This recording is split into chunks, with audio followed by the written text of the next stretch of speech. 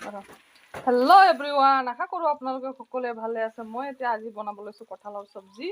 इयात मैं अकमान हालधि सानि लैसो और अलप अलपके लाइटली फ्राई करिम। पाइसे मैं कठालটো अलप अलपके फ्राई करि आछो। इफाले चाবলৈ पाइसे मोर कठालखिनि धुनियाके गुटेइखिनि फ्राई হৈ গ'ল। फ्राई কৰাৰ আগতে মই কিন্তু বইল কৰি লৈছিলোঁ দেই, তাৰ পিছতে फ्राई কৰিছোঁ। इफाले चाবলৈ पाइसे আমাৰ তেলটো গৰম হৈ গ'ল। এতিয়া মই অকমান লং এলাচি और तेजपात दी दिम।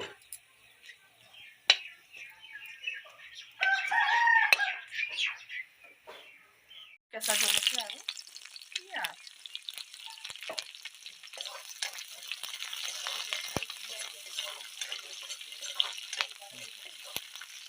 এতিয়া অকমান দি দিম মই আদা নহৰু।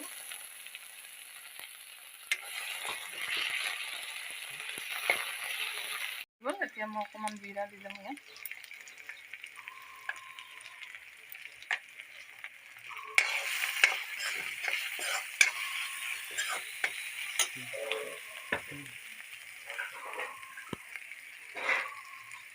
হালধি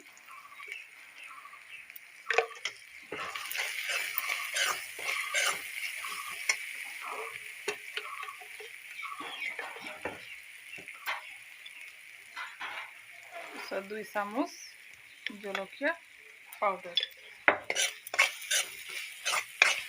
এতিয়া অলপমান নিমখ দি দিম।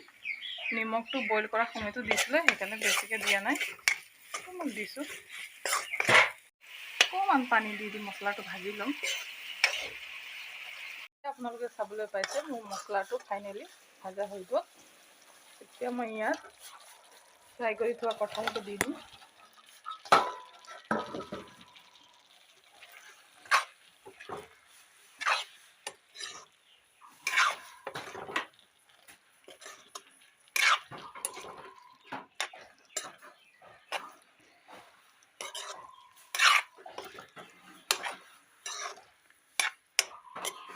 10 মিনিটমান মই কঠালটো আৰু মছলাটো লগতে ভাজি ল'ম।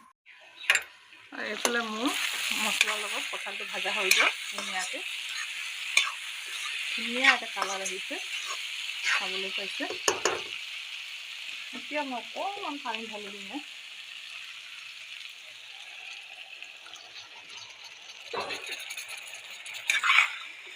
পানীটো অকণমান ঢালি পেলাই উতলাম। অকমান দেৰি 5 মিনিটমান উতলাম। ফাইনেলি মোৰ কঠালৰ সবজি হৈ গ'ল। এইফালে চাবলৈ পাইছে ধুনীয়া কালাৰ উঠিছে কঠালৰ সবজিটো। আপোনালোকে ভাল পায়নে কঠালৰ সবজি খাই?